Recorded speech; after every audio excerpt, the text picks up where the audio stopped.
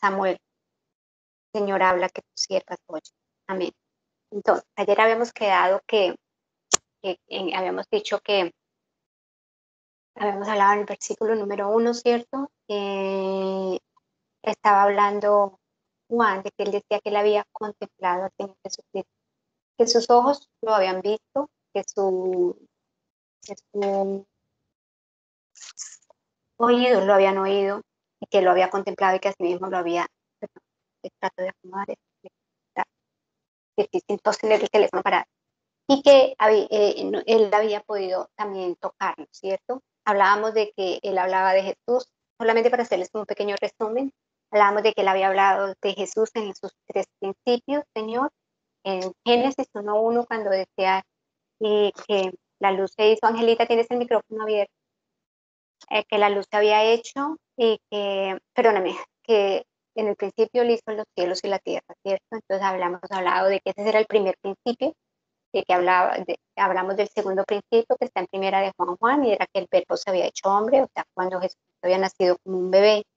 Y hablábamos del segundo principio, y el tercer principio de que habla la Biblia y al cual Juan se está refiriendo, es la primera de Juan, la primera carta de Juan, el versículo 1, capítulo 1, que dice que el verbo, que él lo habían visto, lo habían conocido en el principio, ¿cierto? O sea, que estamos hablando de que hay 3 principios de la palabra de Dios y hay 3 principios que todos llegan a la eternidad de Jesús. No hay un pasado porque llegamos a la eternidad de Él, ni tampoco hay un futuro porque llegamos también a la misma eternidad de Él. Y creo que ya habíamos quedado, ¿cierto? Conociendo que no importa la etapa de la vida en que estemos, en el pasado o en el futuro, Jesucristo nos va siempre a encontrar, ¿cierto? Amén. Entonces, seguimos con lo que está diciendo Juan. Aprendimos también ayer y supimos que lo que Juan estaba tratando de poner esta carta bien clara, más que una carta, es como un estilo de sermón, era tratando de quitar o tratando de aclarar una serie de condiciones conflictivas que estaban sucediendo en las diferentes congregaciones, en las diferentes iglesias en el Asia Menor, ¿cierto? Y porque habían metido los gnósticos, hablamos un poquito de los gnósticos, que habían los epicúreos, bueno, no les voy a contar esa parte, no vale la pena eso, pero sí que estaban los gnósticos que eran divididos entre 2, ¿cierto? Los que diferenciaban totalmente la carne del espíritu, y lo que se hiciera en la carne no tenía ninguna importancia, mientras que en el espíritu hicieran lo que según ellos era correcto. Y habían aquellos que la carne era importante, la diferenciaban, entonces tenían que lastimarla y lacerarla según ellos para poder llegar a ser más espíritu. También aprendimos eso, ¿cierto? Entonces, nos quedamos en que hablamos del primer versículo, lo voy a volver a leer y ya seguimos para seguir como en orden, de seguir hilando. Dice, lo que era desde el principio. Esta es primera de Juan, primera carta de Juan 1:1, y ya les conté que para este libro me gustaría muchísimo que tuviéramos las Biblias abiertas, porque vamos a ir versículo a versículo, y así se nos va quedando, ¿cierto? Así mismo nosotros vamos, a medida que los vamos leyendo, los vamos estudiando, vamos como que dice, haciendo la tarea. Cuando uno lee, cuando uno toma apuntes, pero cuando uno lee y escucha, está utilizando 3 sentidos, al utilizar el tacto, la vista, ¿cierto? Está utilizando el oído, está utilizando 3 sentidos. Entonces, la verdad, eso nos ayuda más a comprender, a que no se nos quede grabada la palabra. Entonces, volvemos. Lo que era desde el principio, lo que hemos oído, lo que hemos visto con nuestros ojos, lo que hemos contemplado y palparon nuestras manos tocante el verbo de Dios. Ahora, ¿por qué le estaba hablando de esta parte? Ahora vamos, ya pusimos en claro todo, más o menos lo que vimos ayer. Los gnósticos, o estas personas que se creían muy espirituales, que eran cristianos muy espirituales, que creían en Jesucristo como que, como una deidad, o sea, como si vino del cielo, era Dios, pero no creían en Jesucristo en su humanidad. En otras palabras, no creían que Jesucristo había muerto y había resucitado. Cuando Juan, yo tengo metido a Pablo en mi mente, pero bueno, es Juan.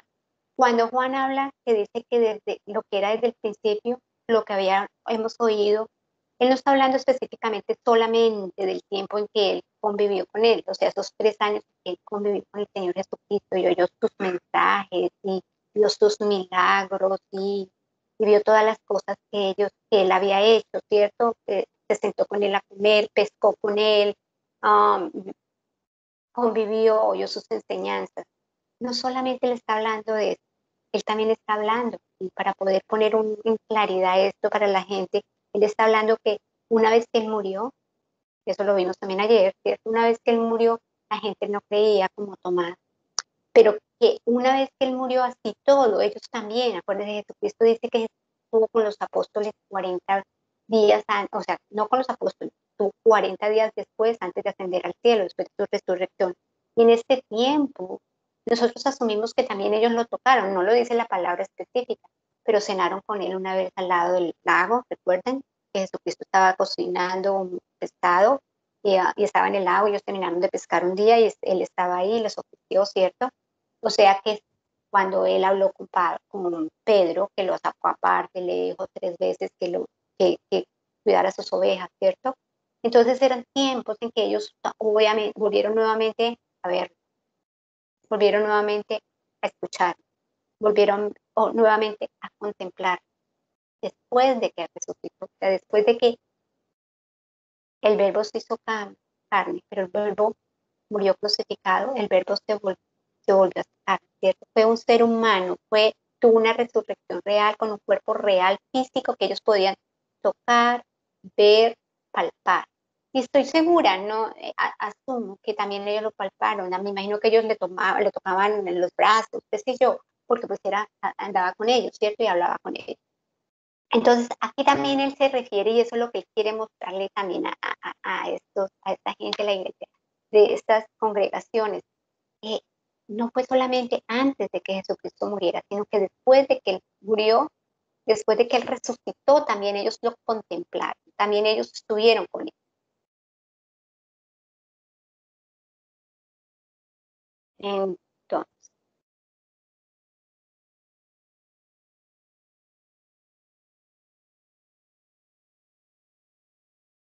Entonces, dice acá que ah, cuando hablamos de la palabra griega, contemplar en específicamente es mirar con atención. Yo les decía, ¿cierto? Por ejemplo, cuando uno va a un teatro, uno cuando va a un teatro, cuando está viendo una película, uno no le echa una mirada y ya. Uno pasa un tiempo frente a esa película, si vas a una obra de teatro, estás al frente por un tiempo determinado, 1 hora, 2 horas, lo que sea. Y ahí estás contemplando, ahí sí puedes decir que estás contemplando porque estás poniendo atención a todos los detalles, ¿cierto? Y esa es la manera, cuando él utiliza la palabra contemplar, es lo que él está tratando de decir con respecto al Señor Jesucristo.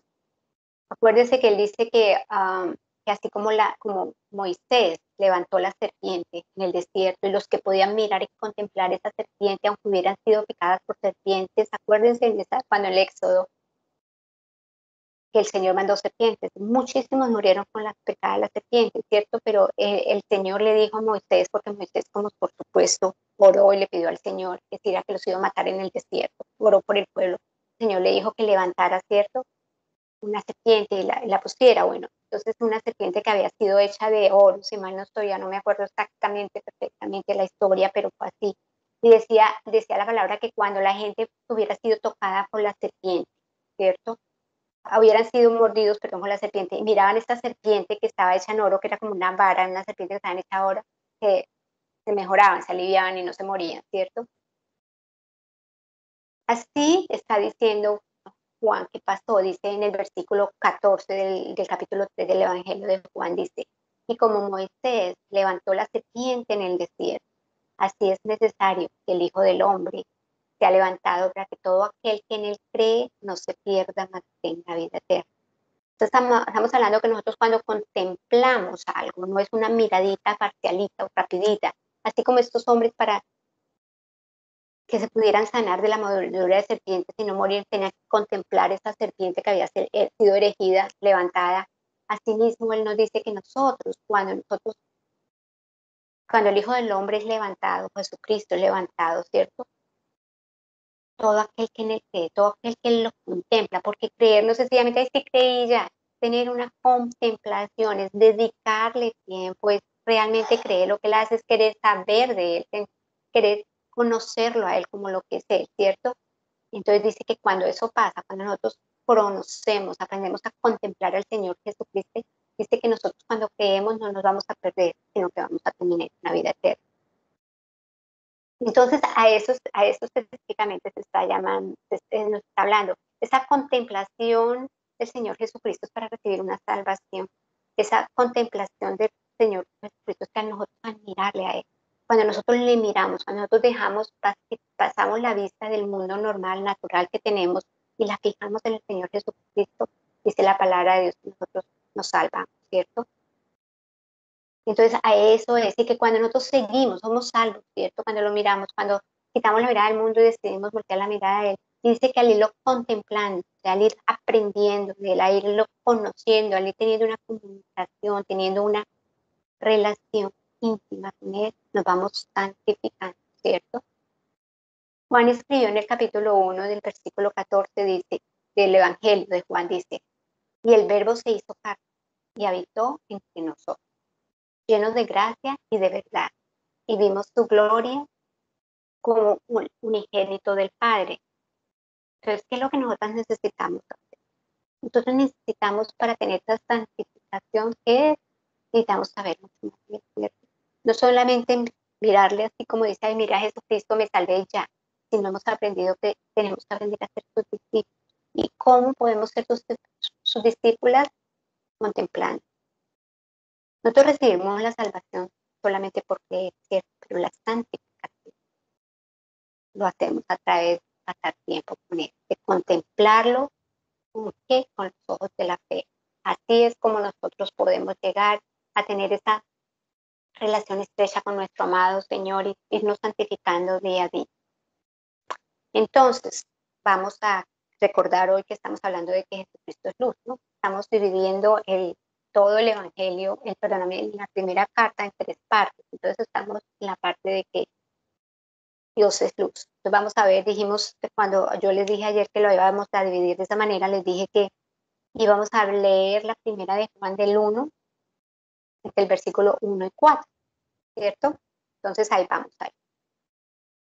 Entonces, ¿por qué escribió Juan esta carta? Para enfrentarse a la herejía, ¿cierto? Había entrado una herejía a la iglesia, había entrado una herejía a las comunidades cristianas, y esa fue el gnosticismo, ¿cierto? Estos seguidores de los gnosticistas se jactaban de poseer una espiritualidad superior, un conocimiento superior. Ellos aceptaban, como les digo, que Jesucristo era Dios, pero negaban su humanidad. Y decimos que es lo que está pasando ahora, ¿cierto? Ahora está pasando una versión. El gnosticismo será siempre un gran problema para el cristianismo, porque la versión de ahora es que ellos aceptan que en Jesús su humanidad, pero no aceptan en Jesús su deidad. O sea, que es como quien dice la misma, como le dicen, la misma mula amarrada de otra manera. Exactamente eso. No contemplan a Jesucristo como es Dios 100% hombre.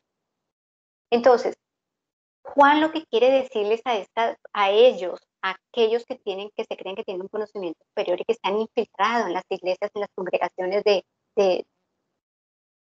Asia Menor, quieren decirles que ellos deben tener un verdadero conocimiento de Dios, un verdadero conocimiento total de Dios. Entonces, ¿cómo lo hace? Lo hace a través del primer versículo, ¿cierto? Dice, lo que era desde el principio, lo que hemos oído, lo que hemos visto, no es lo que hemos contemplado y palpado con nuestras manos tocantes al verbo de Dios. Él le dice, yo lo toqué después de que murió, yo lo toqué. O sea, yo le estoy diciendo, nosotros lo hemos hecho. Entonces,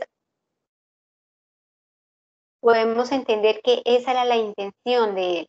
Ese versículo termina diciendo, y palparon nuestras manos. Él les estaba diciendo a estos a los que se habían infiltrado, a los gnosticistas, no sé ni cómo se dirá, pero sí es gnosticistas, les estaba diciendo que simplemente él no lo contempló a la distancia. Él no simplemente dijo, ay, allá va Jesús, o lo vi pasar, o alguien me contó. Él les estaba diciendo que ellos estuvieron, que ellos lo tocaron, que él entró al aposento alto y él convivió y pasó y habló y discutió y enseñó también con él nuevamente. O sea, que ellos tuvieron una visión clara, que no fue una visión de alguien les contó, que ellos lo vivieron, ¿cierto? Dice que el apóstol Juan fue el que se reclinó en el pecho de Jesucristo, ¿cierto? Cuando ellos estaban en el aposento alto. Él dice la palabra que él vino a los suyos después de la resurrección y les dijo en Lucas 24:39 y en Lucas 24:40 dijo, mira mis manos y mira mis pies, que yo mismo soy, palpad y ved, porque un espíritu no tiene carne ni hueso, como veis que yo tengo.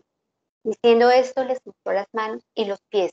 O sea que el Señor Jesucristo, al mostrar eso, les está diciendo que palparon. No dice en ninguna parte de la Biblia que ellos lo hicieron, pero si alguien dice, palpa, ven, toca, mira, mira que hay carnecita aquí, seguramente que la persona viene y palpa y toca. O sea que, aunque no dijeron que hicieron los discípulos, nosotros tenemos que entender que eso fue lo que pasó, ¿cierto? Obviamente que ellos lo tocaron, que ellos pusieron sus manos sobre él, ¿cierto? Que ellos con sus dedos palparon las huellas del clavo, seguramente que ellos se convencieron de que él era un hombre, que tenía carne y huesos, que no era como algo que se pudiera traspasar, no era un espíritu, no era un fantasma, ¿cierto? Sino que era Dios manifestado en el cuerpo humano. O sea que aquí hay otro tercer principio, que es el tercer principio de que después de que él murió, resucitó y estuvo con ellos, ¿cierto? Entonces, hay dos tendencias, que es el gnosticismo, que les estaba hablando y les voy a seguir hablando en todo esto, porque a ellos es que está básicamente tratando de refutar Juan, y el agnosticismo, que son dos tendencias totalmente opuestas una de otra. El agnosticismo proclama que la realidad de Dios es desconocida y que probablemente no se puede conocer. Mientras que el agnóstico, y es importante que tengamos esta diferenciación porque nos va a ayudar a entender esto, dice, el agnóstico dice, yo no sé, no tengo ni idea, no puedo conocer, entonces no sé. Entonces, no, lo que no sé, no puedo decir, ¿cierto? El gnóstico dice, sí, yo sí sé, yo sé más, yo sé bastante, y lo que yo sé es lo que es real. Entonces, son dos tendencias. El uno dice, yo no sé si existe o no existe porque yo no sé, no puedo, ¿cierto? Es totalmente difícil de conocerlo. El otro dice, sí, yo sé, pero sabe más de lo que debería saber, entonces, pero es lo que él sabe, no es la realidad. Entonces, estas dos tendencias se llenaron y trataron de entrar a la iglesia. Estas dos tendencias que fueron opuestas trataron de manipular a los cristianos normales. Entonces, para ellos los cristianos normales no tenían la verdad porque ellos no podían conocerla según los agnósticos. Y para los gnósticos, ellos estaban muy por debajo porque ellos, o sea, los gnósticos eran los únicos que realmente tenían ese valor y esa pureza espiritual, porque ellos creían que tenían un conocimiento mayor que el resto de los creyentes. Y ellos llegaron a presentar ideas bastante novedosas en las iglesias, y a eso es a lo que está refutando Juan. Miren, eso lo copié tal cual porque no quiero confundirlas, entonces esto sí lo saqué tal cual como dice. Una de sus enseñanzas, y por eso lo voy a leer, dice, una de sus enseñanzas heréticas, hablando de los gnósticos, era que Jesús cuando nació era simplemente un hombre, o sea, él no era para nada Dios, era solamente un hombre. Era sencillamente como cualquier otro ser humano en el momento de su nacimiento. Pero en su bautismo, el Cristo vino sobre él. Y después, cuando estaba colgado en la cruz, el Cristo lo dejó. Entonces, imagínate la barbaridad, por no decirlo de otra manera. Nosotros que conocemos la verdad, nosotros que entendemos la verdad, nosotros que tenemos una clara concepción de que Jesucristo fue siempre 100% Dios, siempre 100% hombre, ¿cierto? Lo sabemos, ¿cierto? Entonces, para ellos, pero acuérdense que ellos entraron a iglesias donde eran segunda y tercera generación de cristianos, donde a lo mejor la verdad, a lo mejor no, de hecho el Señor Jesucristo lo había dicho, se había tergiversado la verdad, se habían acomodado, se había hecho flexible la verdad. Entonces, ellos no, para ellos era lo mismo y pasa ahora. Hablaba ayer la pastora Rosita, comentaba después de la enseñanza que muchas de las iglesias de ahora son parecidas. A lo mejor no hablan de las mismas cosas específicas, pero hablan de un evangelio de prosperidad. Entonces no te preocupes, cree en el Señor Jesucristo y toda tu vida se te va a arreglar. Da el diezmo y da ofrendas y pues no tienes sino que poner la mano sobre esta casa y ahí se te va a dar, o no. Pero eso no es lo que dice la palabra de Dios, ¿cierto? Entonces, ahora es esto, ahora es la prosperidad, ahora es que todo se te va a arreglar apenas conozcas a Jesucristo, como que Jesucristo es pues como el mago de la lámpara mágica, y no es así, lo sabemos, ¿cierto? En esa época hablaban cosas diferentes, pero la idea era lo mismo, era tergiversar la verdad. Entonces, ¿qué es lo que hace Juan? Juan refuta esta enseñanza, ¿cierto? En términos claros. ¿Cómo lo hace él? Él no deja lugar a dudas. Él, cuando escribe su evangelio, él afirmó que el verbo se hizo carne, dijimos, ¿cierto? En Juan 1:14, ¿cierto? Primero. Y aquí en su primera epístola, él declara que después de que Jesucristo resucitó de los muertos, aún era un ser humano, que ellos lo tocaron, que ellos lo contemplaron. En esencia, lo que él está diciendo, yo lo toqué con mis manos, yo lo hice, está diciendo, ¿cierto? Yo sé que él tenía huesos, yo sé que él tenía carne. Él no está hablando de una teoría de que él pensaba, él está diciendo, yo lo hice, estaba claramente especificando eso, que él lo había hecho. Mire lo que dice el versículo 2, eso lo estamos distribuyendo en el versículo 1, ¿cierto? Ahora mire lo que dice el versículo 2. Dice, pues la vida fue manifestada y la hemos visto y testificamos, y os anunciamos la vida eterna, la cual estaba con el Padre y se nos manifestó. ¿Qué es lo que dice aquí? ¿Qué es lo que está diciendo aquí? Él está diciendo claramente que la vida fue manifestada. O sea que fue abierta, en otras palabras, fue abierta, que fue expuesta de una manera abierta en público, de manera que las personas la pudieran ver. ¿Quién fue la vida? El Señor Jesucristo, el que resucitó de los muertos, ¿cierto? La gente pudo verla.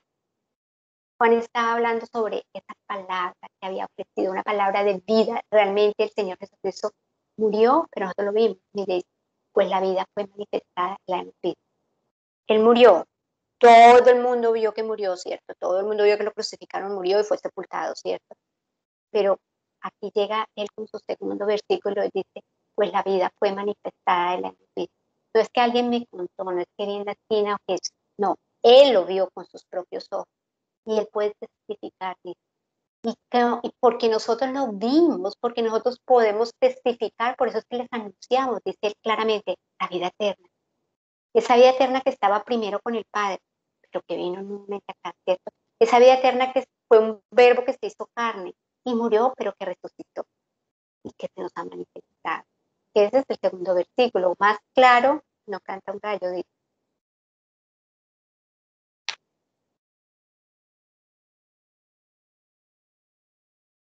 Ahora, ¿qué es lo que Juan nos está explicando aquí?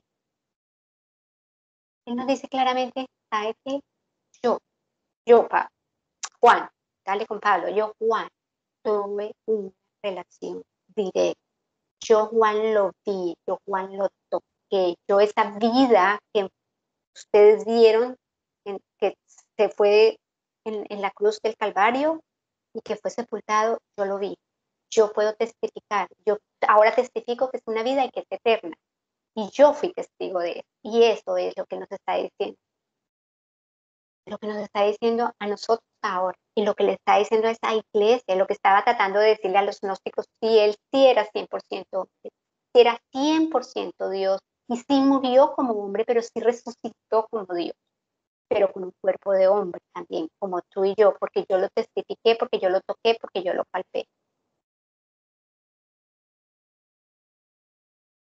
Y podemos tener una relación con él. Tenemos una relación con él, ¿por qué? Porque él estaba, Padre. pero Él vino a la tierra, ¿cierto? Y Él se manifestó. O sea, si Él viene y se manifiesta a ti, ya puedes tener una relación con Él. Eso es lo que nos estaba diciendo aquí el apóstol. Mire lo que dice el versículo 3. Lo que hemos visto y oído, no lo que ellos vieron, lo que hemos, porque habla en plural, porque Él no fue el único que lo vio, fueron sus discípulos completos que lo vieron, ¿cierto? Exceptuando el que se perdió. Ellos todos lo vieron.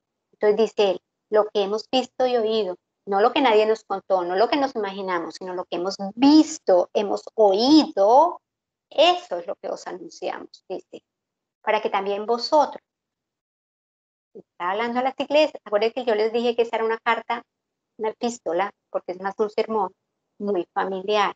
Es una epístola que no es como algo bien general, así como, no, es algo que se está llegando al corazón de cada uno de los creyentes. Él está hablando a cada creyente, a ti y a mí hoy.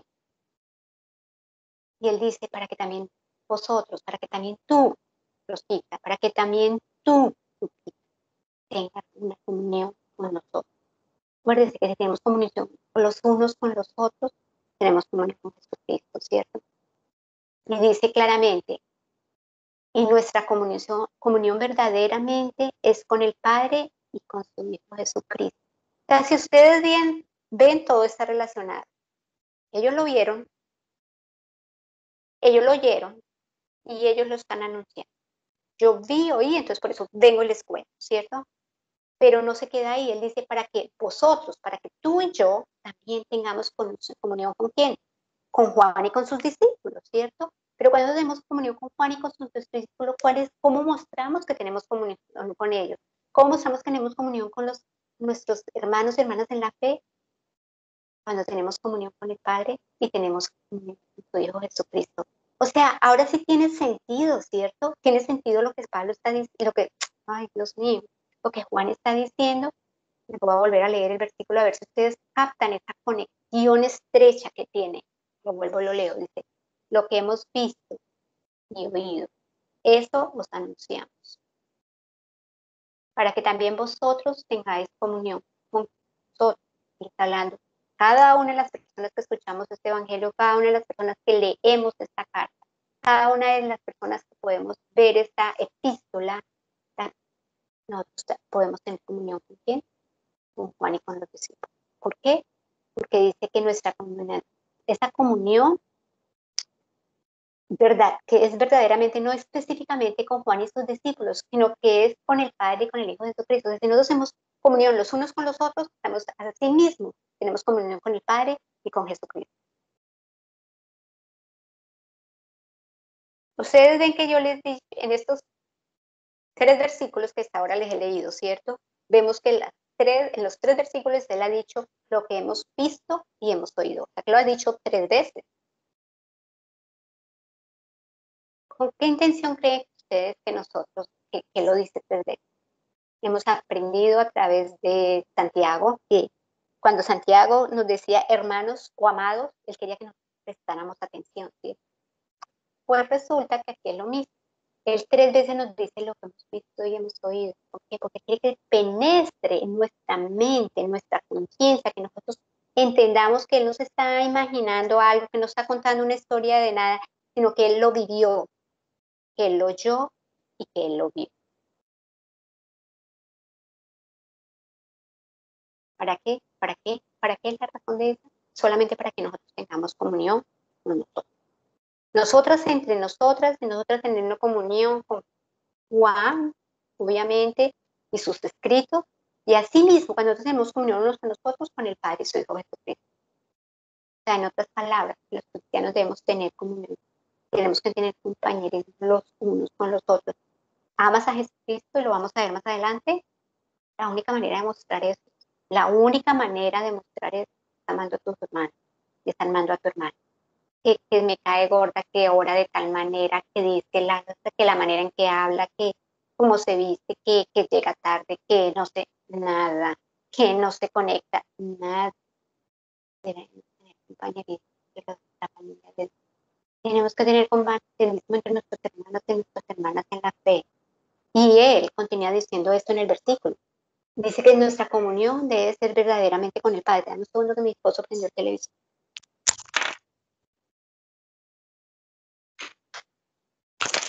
Esta casita así es chiquita.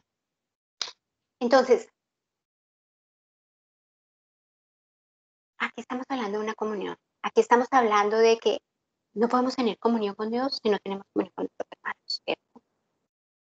Pero hay un dilema. ¿Cómo va a haber comunión con un Dios totalmente santo? Personas como nosotros que somos totalmente impíos, porque lo somos, ¿cierto? ¿Hay una manera de tener algún puente? Es un abismo grande entre el Dios perfectamente santo y nosotros, ¿cierto? ¿Cómo podemos reunir a Dios y el hombre? Podríamos pensar, ¿cierto? El profeta Amos, en el capítulo 3, en el versículo 3, dice algo bien lindo. Y ustedes lo conocen porque lo hemos hablado bastante. Dice, ¿andarán dos juntos si no están de acuerdo? ¿Cómo puedo pues, tener una comunión de compañeros? ¿Cómo? ¿Estamos de acuerdo? Es la única manera, ¿cierto? Entonces, para poder sobrepasar, para poder disminuir o cerrar ese abismo que había entre un Dios perfectamente santo y nosotros, los seres humanos, ¿cierto? Algo que parecía totalmente imposible, ¿cierto? Juan, de alguna manera, organiza las cosas para que nosotros veamos que hay tres maneras de hacerlo, ¿cierto? Nosotros tratando de llegar a Dios como en la Torre de Babel, ¿cierto?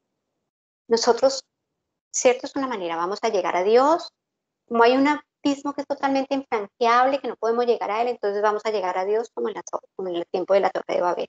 O lo otro, vamos a hacer buenas obras porque pretendemos que las buenas obras nos ayudan, ¿cierto? Entonces hay tres maneras. Esas son las dos primeras. Son totalmente humanas y no funcionan, ¿cierto? No han funcionado y no van a funcionar. El único método que funciona y el único que nosotros sabemos es el que es de Dios, ¿cierto? La comunión es la palabra comunión que utiliza aquí Juan en este versículo. Es una palabra griega que nosotros la conocemos, que se llama koinonía, que tiene, ¿qué es lo que la palabra quiere decir? Que tienen algo en común, que tienen algo que compartir, pero no es cualquier cosa. No podemos tener koinonía con, con las amigas de la esquina si no conocen a Jesús. No podemos tener una koinonía con los que nos vamos a tomar unos tragos, ¿cierto? No, nosotros podemos pasar tiempo juntos, pero no. La única manera de tener una comunidad real es cuando compartimos. O sea, cuando nosotros nos juntamos, los hermanos, y en medio de nosotros está y nuestra función, nuestro desarrollo, nuestro deseo y nuestro intenso es compartir y hablar, saber acerca de Cristo. Ahí es cuando hay. ¿Y cómo podemos hacer eso? Solamente conociendo al Señor Jesucristo. No solamente saber algo acerca de Él, no solamente verlo de leer, sino como ya lo estamos hablando, cuando lo podemos oír, ver, contemplar y palpar. Nosotros lo podemos palpar físicamente ahorita, ¿cierto? Pero podemos contemplarlo a través de su palabra. Y a veces yo me pongo a pensar, esta mañana que yo salí a caminar, ah, generalmente salgo a caminar rápido, ¿no? A hacer ejercicio. Esta mañana mi vecina, como 2 casas aquí, me dijo, ay, ¿te puedo acompañar en la caminata? Y le dije, bueno, sí, claro. Íbamos caminando y bla, bla, bla, y ella hablando, pues una señora bien grande de edad y le gusta hablar, por supuesto, no tiene mucha gente con quien hablar, y yo la escuchaba y la verdad que pasó un tiempo bien lindo con ella. Y ella me hablaba y ella se paraba y me ponía a hablar, entonces yo me tenía que parar. Y bueno, una caminata que normalmente yo hago en 45 minutos, me gasté hora y media. Ah, pero mientras ella hablaba, yo lo estaba escuchando y poniendo atención y disfrutándola, porque me acordaba, hablaba mucho con mi mamá, muy parecido a mi mamá, entonces me hacía reír porque pues decía, le voy a contar una historia bien cortita, pero se extendía, entonces mi mamá era igualita. Sin embargo, le estaba poniendo atención a todo, pero estaba mirando los pájaros, estaba mirando las flores, estaba en eso. Entonces yo le decía, ay, mira, ¿sí? Pero ¿cómo pones atención a esto? Le digo, porque cuando yo salgo a caminar, yo me medito en la palabra de Dios, yo medito en la creación de Dios, yo medito en la hermosura de Dios. Entonces yo estoy pendiente de cómo el Señor me habla. Le dije, si ves ese pajarito que está allá, ¿en dónde? Está en esa. Le digo, si ves los colores que tiene, sí, le digo, es un pájaro nuevo para mí. Entonces yo no puedo palpar al Señor. Yo no puedo mirarlo así como mirarlo. Pero la palabra de Dios dice que Él se demuestra a sí mismo en medio de su creación. Y mientras que ella me estaba hablando, yo estaba poniendo la atención a ella, por supuesto, pero estaba pendiente de ver qué me iba a mostrar el Señor. Y ella me decía, increíble, después cogimos flores silvestres, cada una llegamos con un ramo de flores silvestres para nuestros esposos. A lo que me refiero es que así es como palpamos al Señor. Así es como nosotros podemos tocarlo, o así es como yo lo toco, así es como yo lo veo, así es como yo lo escucho. Cuando yo escucho el canto de las aves, cuando yo veo algo que, como que el ruido de los insectos o las cositas, de los grillos o esas cosas, a mí me parece que estoy escuchando al Señor, porque el Señor no solamente nos habla a nuestro corazón en esas cosas, pero Él quiere que nosotros nos emocionemos con Él y su creación es la manera en que nos habla también. Entonces, aquí Juan quiere que nosotros aprendamos a conocer a Jesús, no solamente saber acerca de Él, sino saber que no es nuestro Salvador personal. A veces ahora, sobre todo, hemos perdido mucho el verdadero significado de la palabra comunión, ¿cierto? La gente habla de comunión y piensa, sí, una vida social, como yo les decía, vamos a ir a hacer eso, vamos a hacer lo otro, o saludos convencionales, hola, ¿cómo estás? Cosas así. Pero en realidad, compartir una comida con la gente de la congregación, pero esa no es la verdadera. La verdadera comunión es cuando estamos, estas, estamos donde el centro de nuestra atención es el Señor, donde el centro de nuestra atención es el Padre, donde el centro de nuestra atención es el Espíritu Santo. Entonces aquí estamos conversando también, pero aquí el centro es ese. O sea, aquí sí estamos realmente teniendo una comunión con el Señor. Y sí realmente estamos teniendo una koinonía. Esa sí es experimentar una comunión verdadera, porque nos estamos refiriendo y estamos en función de quién es Cristo y quién es el Señor, ¿cierto? O sea que ahí es cuando estamos hablando de un verdadero compañerismo. Ahí es cuando Juan, si nos habla de una comunión, entonces, ¿quieres tener comunión con Juan? A través de su palabra, de lo que nos dejó escrito, ama al Señor Jesucristo, contempla al Señor Jesucristo, porque Él vino, ¿cierto? Y dice que así conocemos al Padre y conocemos al Señor Jesucristo. Les traje otro ejemplo que encontré bien interesante para que ustedes se den cuenta más o menos lo que yo quiero decir. Y esto es una cosa cotidiana, pero para que ustedes puedan tener, como dice, una profundidad de lo que yo trato de expresarles. A lo mejor yo no soy tan buena con las palabras, yo quisiera expresarles más lo que yo siento en mi corazón y la manera en que yo veo, como estoy viendo estos versículos, la manera en que Juan me habla a mí. No, pero a veces no sé, de verdad, sinceramente no sé cómo más expresar la emoción, hasta siento que se me aguan los ojos de poder leer la palabra de Dios y sentir eso al Señor. O sea, wow, cómo, me gustaría como poner, no sé cómo expresar, pero de verdad es increíble cuando uno lee la palabra de Dios, es increíble cuando uno le dice, Señor, habla que tu sierva ahora. Y es como que el Señor te impregna de Él, no es ni siquiera que haya palabras, es que estás impregnada del Señor y yo estoy así ahora. Y les traigo este ejemplo para que es de una vida cotidiana, algo normal, pero para que ustedes tengan una idea de lo que yo les quisiera, no sé cómo ponerle sellitos para, no sé cómo expresarlo, pero bueno.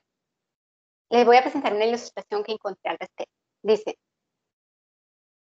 piensen ustedes si aquí estoy utilizando la palabra como de una manera correcta, o si estoy hablando de un verdadero compañerismo. Les voy a leer el ejemplo y ustedes me cuentan. Dice, si uno visita la Universidad de Oxford en Inglaterra, verá que allí existe un colegio que se especializa en Shakespeare.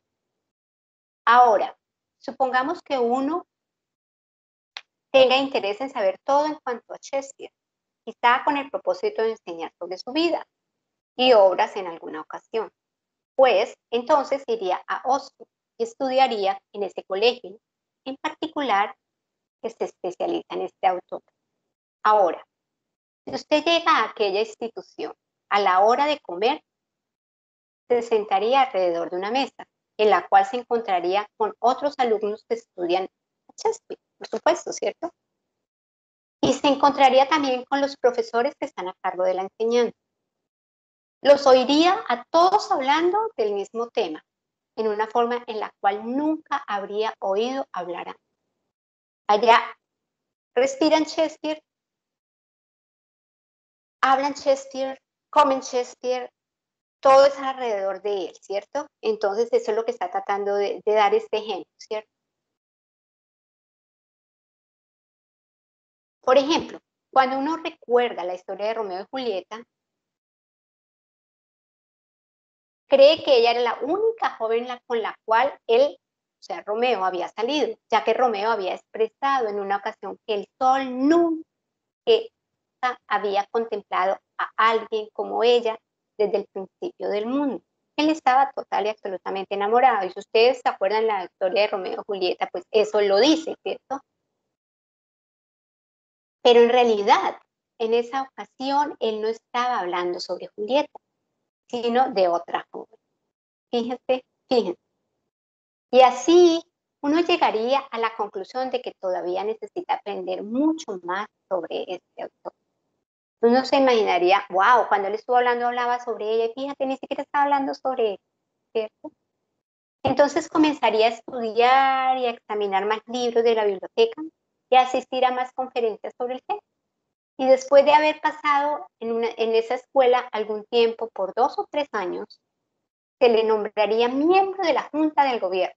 Y de esta manera tendría un trato directo con especialistas que se centrarían sus conversaciones en todo lo relacionado con Shakespeare y sus obras. O sea, que usted podría identificarse con ellos más íntimamente, compartiendo los conocimientos sobre dicho autor. En este caso, podríamos hablar de una verdadera relación de comunión, de una relación de afinidad y auténtico compañerismo,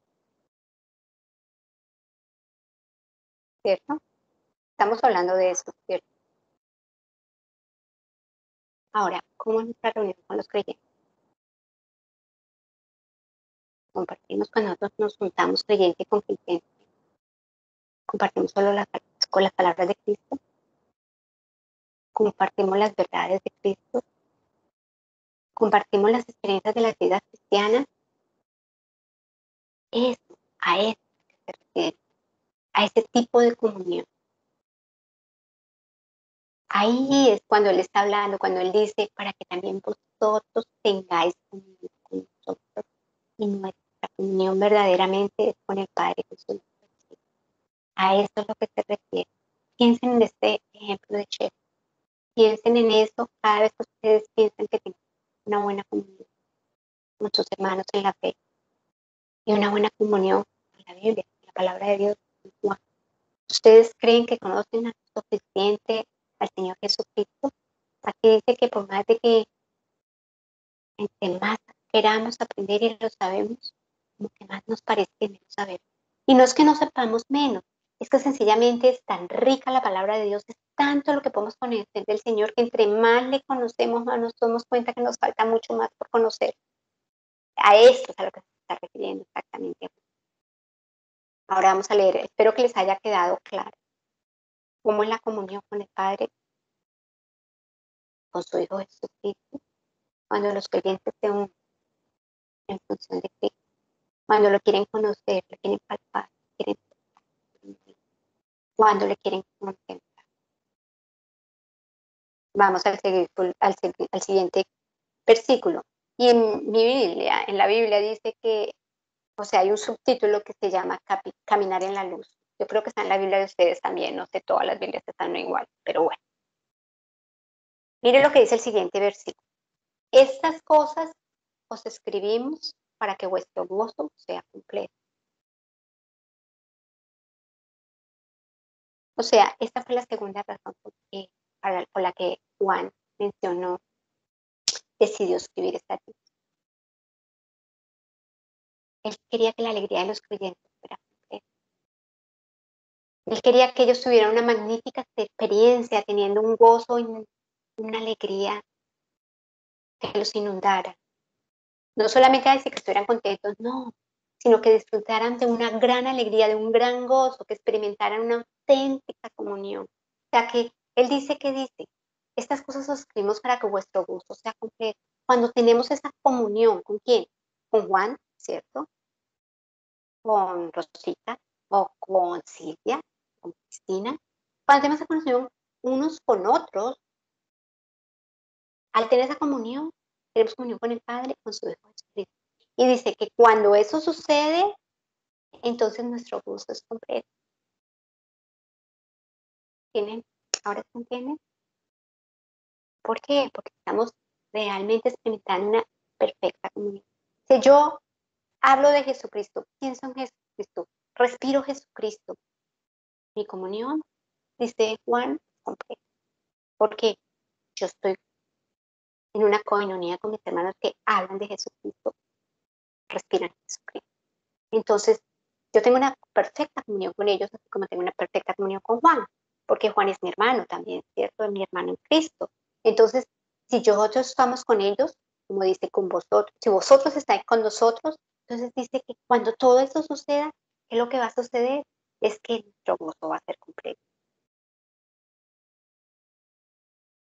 O sea, que este acto de comunión es como un culto de comunión en el cual una iglesia o la comunidad de creyentes se unen con el simple hecho de hablar, de escuchar a Jesucristo. Y cuando eso sucede, cuando yo puedo tener eso, mi comunión con mis hermanos es perfecta.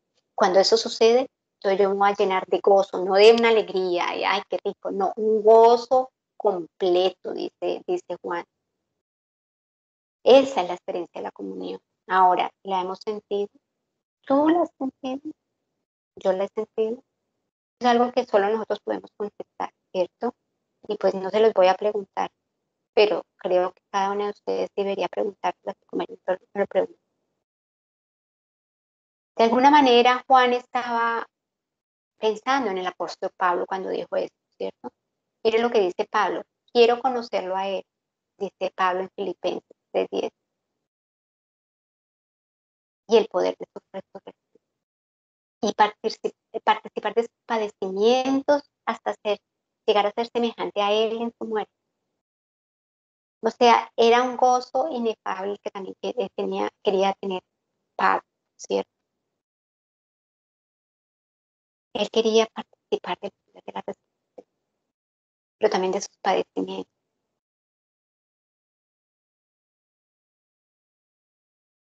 O sea, ¿qué más que lo que nos quiere decir aquí Juan es que nosotros, a través de las enseñanzas que nos da, nosotros tenemos que tener una convicción real, ¿cierto? De quién es Jesucristo.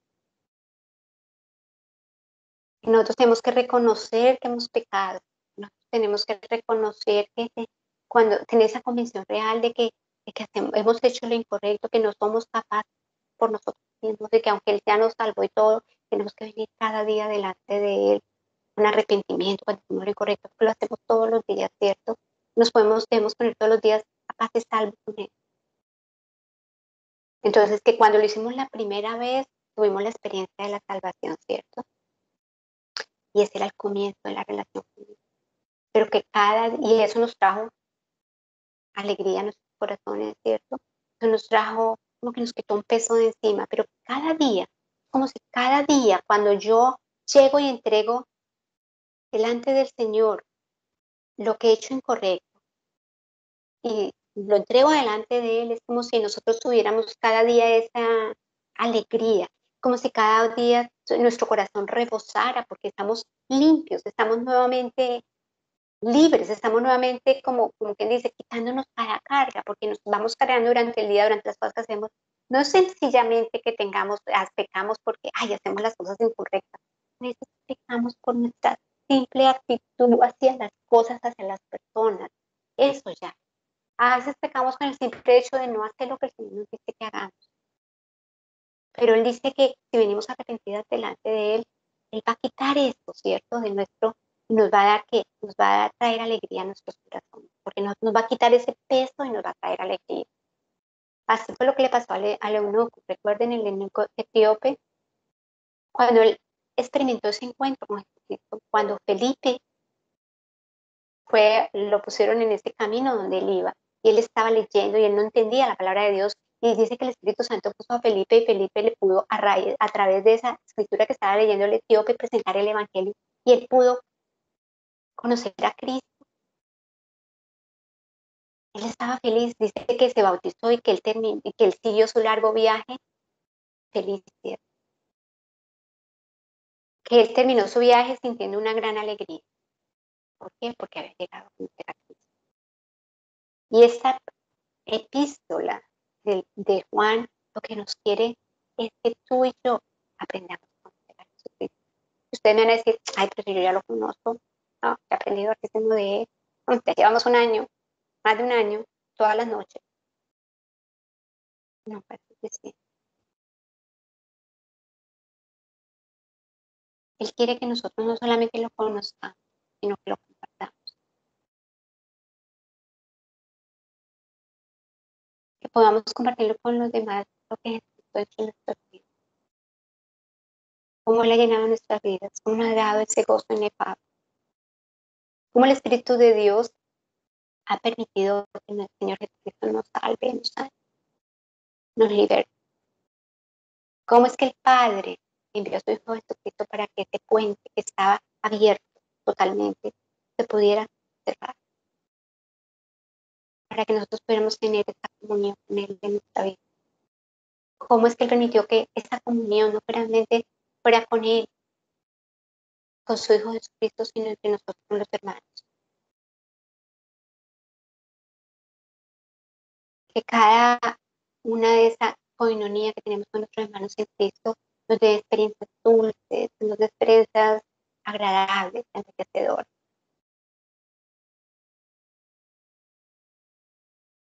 El apóstol Juan había dicho que le había escrito estas cosas para que pudiéramos tener una genuina relación de comunión y de coinonía y compañerismo cristiano.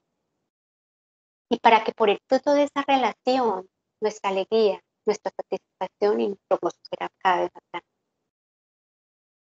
Y que cuando nosotros podemos tener esa coinonía entre nosotros y esa coinonía con el Padre y así mismo con Jesucristo su Hijo,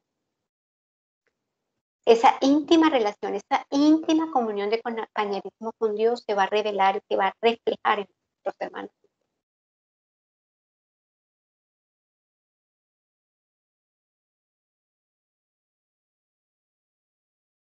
Entonces,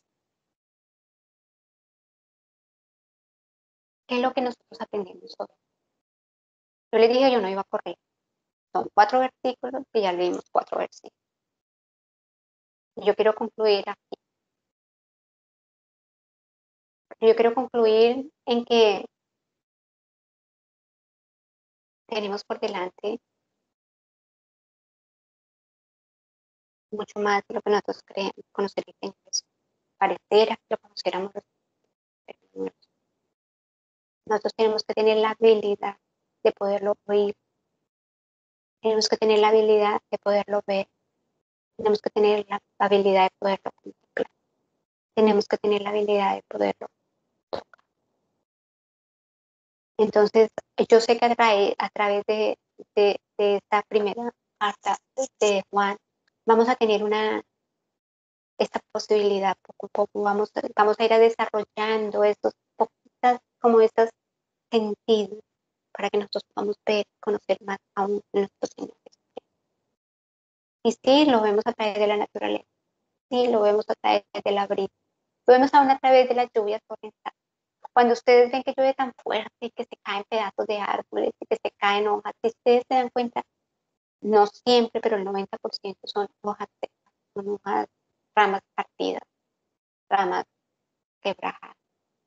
Él está limpiando, Él está trayendo árboles gigantescos. ¿Quién los va a rociar? ¿Quién los va a limpiar del polvo? Esto es lo que es.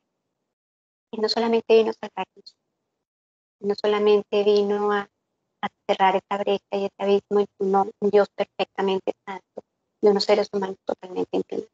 Pero Él también creó todo eso. Dice la palabra de Dios que Él lo creó todo para Él mismo, por sí mismo y para Él mismo. Él nos permite que nosotros y así es nuestra ¿sí?